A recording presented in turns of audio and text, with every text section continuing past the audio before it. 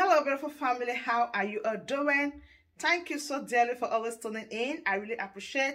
Today, the first time you are coming across us, so you are hearing this voice for the first time. We still remain Progress News, and we give you all the latest updates. Remember, in this platform, we react to all videos, and your opinion is highly needed. So sit back, watch this video, and I'll be right back. Dear friends,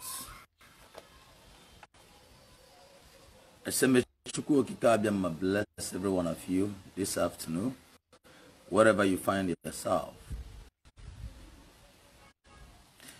I just want to make short announcement to all Biafrans. So, Omu Igbo niile, n'ebe niile Omu Igbo nọ n'ụwa niile. Omu Biafra niile, n'ebe niile Omu Biafra nọ n'ụwa niile. I just want everybody to pay attention. Yamalonya obana mmano bosinke tata. For very important information that I need to pass out to Biafrans, wherever you are in this world.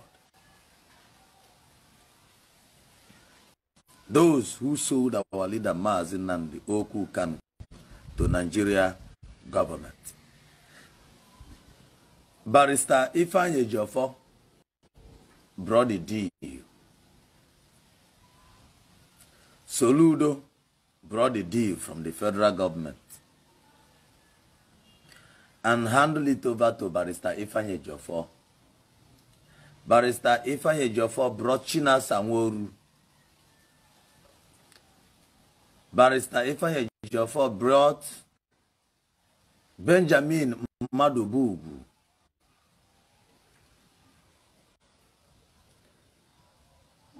Benjamin Madubugu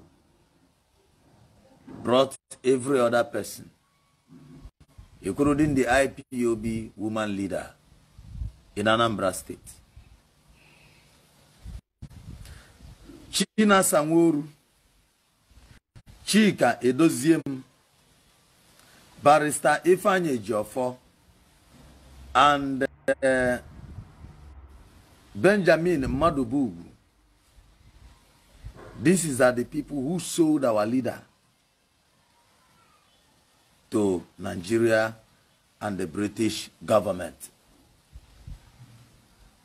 The reason I have been clamoring for for China Sanwo-Olu to stop coming to Radio Biafra to address Biafrans.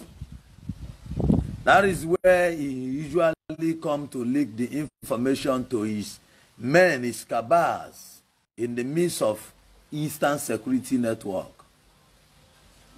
China Sanwo-Olu.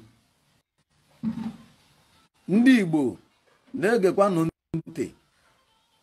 Ndị lelu nwanne anyị nwoke bụ China Sanwo-Olu. So na ndị lelu our brother. Chika Edoziem lelu Mazi Nnamdi Okwu Kanu. China Sanwo-Olu lelu Mazi Nnamdi Okwu Kanu. Benjamin Madubugu lelu Mazi Nnamdi Okwu Kanu. Barrister Ifeanyi Ejiofor wonye wetelu didi. Igbo na-ege ntị. These are the people that sold our leader to Nigeria government. China Sanwo-Olu, Barrister Ifeanyi Ejiofor, Benjamin Madubugu, Chika Edoziem. Those who forcefully come out to start piloting Radio Biafra by force without no permission of the IPOB family worldwide, because they feel that they are DOS. They have the final say. But sorry for those who still listen to China Sanwo-Olu and Chika Edoziem. They always fool the wife of our leader Mazi Nnamdi Okwu Kanu to come, because the love we have for the great man, our leader Mazi Nnamdi Okwu Kanu, the king of Biafra land. Always use law to come to calm the mind of Biafrans down. Why they are the one who sold our leader to Nigeria government. Okwa mmilika nna amalunu ndị Igbo. Onye lelu Mazi Nnamdi Okwu Kanu, China Sanwo-Olu, Chika Edoziem, Benjamin Madubugu, Barrister Ifeanyi Ejiofor with IPOB woman leader in Anambra State. These people are bad. Biafrans, these people are very, very dangerous. Ifeanyi Ejiofor them. Chinasanworu them. They need to be dealt with seriously. Fabatas wanana Biafra. Ifeanyi Ejiofor nkegi bu who side. We go locate you anywhere where you dey. I ga agwa gi no nwende nwe ana Biafra. The indigenous, ndị na control obodo. Mmụọ ndị unu gburu ga-achụ unu. Mmụọ ana Biafra ga-achụ unu.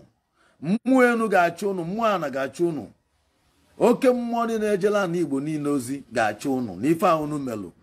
Our leader Maazị Nnamdi Okwu Kanu, Barrister Ifeanyi Ejiofor, Professor Charles Soludo, President Governor of Anambra State. All the governors in Biafra land, in fact, all the politicians, including the senators and the local government chairman and the representative, Ununchanine Busabo, and we are going to march all of you. Steni Kenkechuku, Aiga Amacho Ununchanine. Pray for the safety of our leader Maazị Nnamdi Okwu Kanu. God no puta. Makanodo ndo puta ya una generation aiga wipe Ununchanine. Ogwala anyị agwa before obido njem a. Ogwala anyị agwa before obido this njem. And if I know here no election in Biafra land, unu egbuga anyị ndị politicians. Unu egbuga anyị. If you are from Biafra land, these people are very, very dangerous. This is the reason why Fulani have the right to come to our land and kidnap our mother and go to our villages and kill our people and kill our parents, our brothers and sisters everywhere, and which is too bad for us. It's too bad for us. I rest my case. Shalom, everyone. In fact, in case you don't know who is Barrister Ifeanyi Ejiofor, or you are new to the latest development, everything that is going on between Maazị Nnamdi Kanu, his court date and all that, Barrister Ifeanyi Ejiofor is one of the legal team, and he is the one that this our brother is talking about. Recently, a lot of things has been going on, a lot of things happened, but we still thank God that in everything we give glory to God, hopefully for the release of Maazị Nnamdi Kanu. So my wonderful family, that brings us to the end of this update. Do well to like the video, share and subscribe. Thank you and bye-bye.